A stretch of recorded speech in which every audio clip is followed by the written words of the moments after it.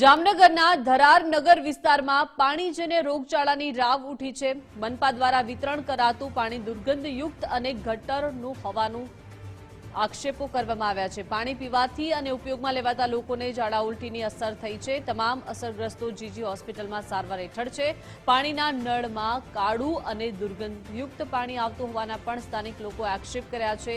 તંત્ર દ્વારા તાત્કાલિક પાણીના નમૂના લઈ તપાસ હાથ ધરાય તેવી માંગ કરવામાં આવી છે।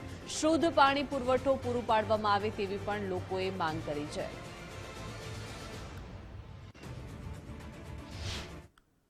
ધરાનગર 1 માં પાણી ખરાબ આવતું મારી છોકરીની હાલત ખરાબ થઈ ગઈ છે। ઝાડા ઉલટી થઈ ગયા છે અને બાટલા ચડે તો બાટલા રહેતા નથી પેટમાં, લીલી કાચ જેવી ઉલટી કરી નાખે છે તરત જ। અમે તાત્કાલિક 108 માં છોકરીને લઈને આવ્યા છીએ। ધરાનગર 1 માં મારું નામ સોહિલ છે। આવતીકાલે ખરાબ પાણીની વજહ છે મારો ભાઈ, મારા પપ્પા અને મારા મમ્મી અને એક છોકરો નાનો, એની વજહ છે તબિયત વધારે ખરાબ છે, હજી થયા નથી, એના કરતાં વધે છે।